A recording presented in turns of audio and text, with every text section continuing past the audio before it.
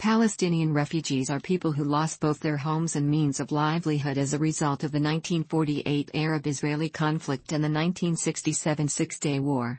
The number of Palestinians who fled or were expelled from Israel following its creation was estimated at 711,000 in 1949. Descendants of these original Palestinian refugees are also eligible for registration and services provided by the United Nations Relief and Works Agency for Palestine Refugees in the Near East, UNRWA, and as of 2010 number 4.7 million people. Between 350,000 and 400,000 Palestinians were displaced during the 1967 Arab-Israeli War. A third of the refugees live in recognized refugee camps in Jordan, Lebanon, Syria, the West Bank and the Gaza Strip. The remainder live in and around the cities and towns of these host countries. Most of these people were born outside Israel, but are descendants of original Palestinian refugees. Palestinian negotiators, such as Yasser Arafat, have so far publicly insisted that refugees have a right to return to the places where they lived before 1948 and 1967, including those within the 1949 Armistice lines, citing the Universal Declaration of Human Rights and UN General Assembly Resolution 194 as evidence. However, according to reports of private peace negotiations with Israel, they have countenanced the return of only 10,000 refugees and their families to Israel as part of a peace settlement. Mahmoud Abbas, the current chairman of the Palestine Liberation Organization, was reported to have said in private discussion that it is illogical to ask Israel to take 5 million, or indeed 1 million. That would mean the end of Israel. In a further interview, Abbas stated that he no longer had an automatic right to return to Safed in the northern Galilee where he was born in 1935.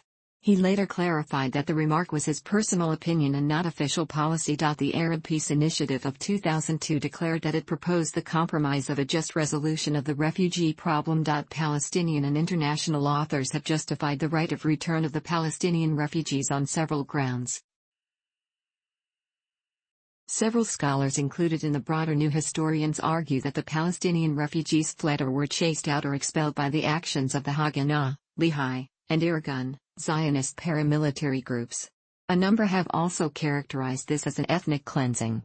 The New Historians cite indications of Arab leaders' desire for the Palestinian Arab population to stay put. Shlaim, 2000, states that from April 1948 the military forces of what was to become Israel had embarked on a new offensive strategy against foreign armies which involved destroying Arab villages and the forced removal of civilians. The Israeli law of return that grants citizenship to people of Jewish descent is viewed by critics as discriminatory against other ethnic groups, especially Palestinians that cannot apply for such citizenship under the law of return to the territory which they were expelled from or fled during the course of the 1948 war. According to the UN Resolution 194, adopted in 1948, the refugees wishing to return to their homes and live at peace with their neighbors should be permitted to do so at the earliest practicable date, and that compensation should be paid for the property of those choosing not to return and for loss of or damage to property which, under principles of international law or in equity, should be made good by the governments or authorities responsible. UN Resolution 3236 reaffirms also the inalienable right of the Palestinians to return to their homes and property from which they have been displaced and uprooted, and calls for their return. Resolution 242 from the UN affirms the necessity for achieving a just settlement of the refugee problem. However, Resolution 242 does not specify that the just settlement must or should be in the form of a literal Palestinian right of return. The most common arguments for opposition are: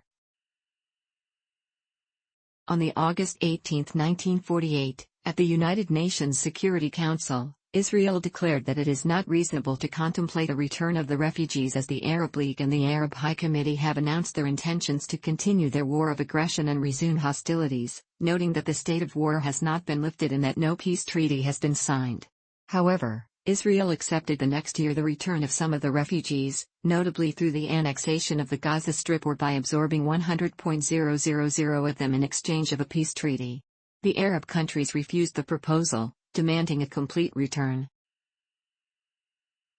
The Israeli government asserts that the Arab refugee problem is largely caused by the refusal of all Arab governments except Jordan to grant citizenship to Palestinian Arabs who reside within those countries' borders.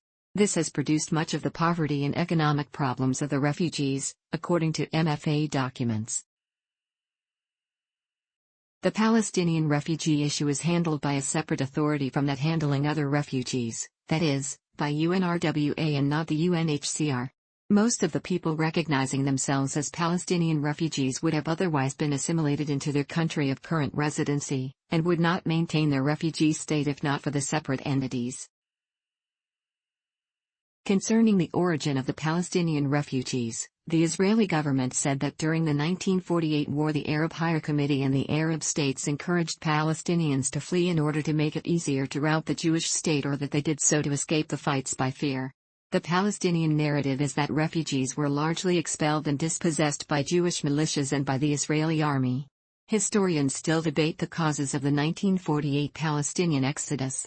Notably, historian Benny Morris states that most of Palestine's 700,000 refugees fled because of the flail of war and expected to return home shortly after a successful Arab invasion. He documents instances in which Arab leaders advised the evacuation of entire communities, as happened in Haifa. In his scholarly work, however, he does conclude that there were expulsions which were carried out. Morris considers the displacement the result of a national conflict initiated by the Arabs themselves. In a 2004 interview with Haaretz, he described the exodus as largely resulting from an atmosphere of transfer that was promoted by Ben-Gurion and understood by the military leadership. He also claimed that there are circumstances in history that justify ethnic cleansing. He has been criticized by political scientist Norman Finkelstein for having seemingly changed his views for political, rather than historical, reasons. Since none of the 900,000 Jewish refugees who fled anti-Semitic violence in the Arab world was ever compensated or repatriated by their former countries of residence, to no objection on the part of Arab leaders, a precedent has been set whereby it is the responsibility of the nation which accepts the refugees to assimilate them.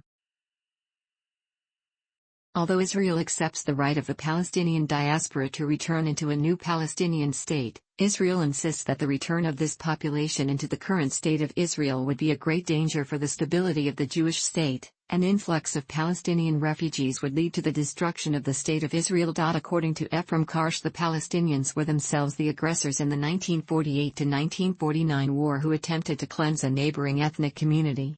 Had the United Nations resolution of November 29, 1947 recommending partition in Palestine not been subverted by force by the Arab world, there would have been no refugee problem in the first place. He reports of large numbers of Palestinian refugees leaving even before the outbreak of the 1948 war because of disillusionment and economic privation. The British High Commissioner for Palestine spoke of the collapsing Arab morale in Palestine that he partially attributed to the increasing tendency of those who should be leading them to leave the country and the considerable evacuations of the Arab Effendi class. Huge numbers of Palestinians were also expelled by their leadership to prevent them from becoming Israeli citizens, and in Haifa and Tiberias, tens of thousands of Arabs were forcibly evacuated on the instructions of the Arab Higher Committee.